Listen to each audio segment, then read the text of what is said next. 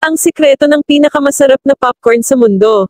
Magsisimula ako sa pagdaragdag ng 100 gramo ng popcorn sa isang palayok.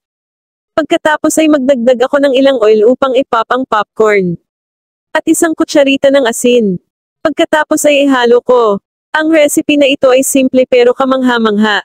Gawin ito sa iyong bahay at pagkatapos ay bumalik dito upang sabihin sa akin kung ano ang iniisip mo. Ngayon hahayaan ko na itong mag-pop kapag nagsimula na. Takpan ko lang ang kawali. At bago ko makalimutan, sabihin mo sa akin kung saang lungsod ka nanonood para mabigyan kita ng espesyal na shoutout. Ang shoutout ngayon ay para kay Aris Girl na taga Japan at kay Rafael Dangwilan na taga Bacoor, Cavite. Natutuwa akong nasiyahan kayo sa aming mga recipe.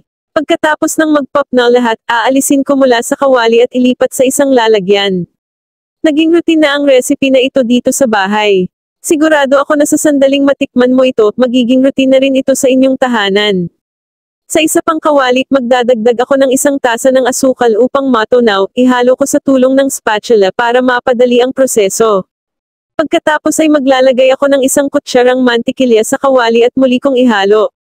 Ngayon ay magdadagdag ako ng 1 tasa ng gatas, ngunit unti-unti kong idaragdag, at ihalo ko hanggang sa maidagdag ko ang lahat ang gatas na hinaluan ng asukal. Ang recipe na ito ay kamangha-mangha na ang resulta ay gugulat sa iyo. Kukunin ko ang popcorn at ibubuhos ang syrup sa itaas, ikalat ng maayos upang mahalo ng maayos. Pagkatapos ay ihahalo ko sa tulong ng 2 tinidor upang malagyan ng syrup ang lahat. At pagkatapos ay ililipat ko sa maliliit na lalagyan para ma-serve ko.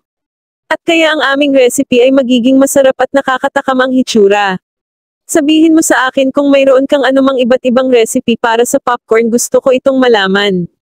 Palaging hinihiling sa akin ng aking mga kaibigan na turuan sila kung paano gawin ang recipe na ito na napakasarap ang resulta.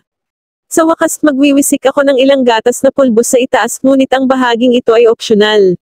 Maaari kang gumamit ng ilang tsokolate kung gusto mo.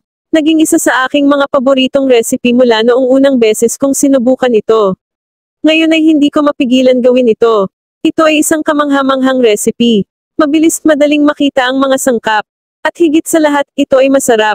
Walang dahilan para hindi mo gawin ito sa iyong tahanan, gusto ko ang recipe na ito.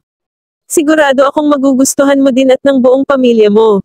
Ginagawa ko ito sa tuwing katapusan ng linggo.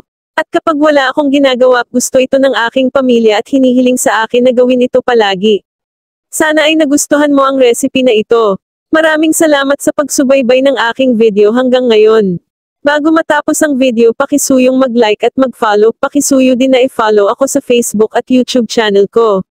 Magkita-kita tayo sa susunod na video, ingat kayo palagi.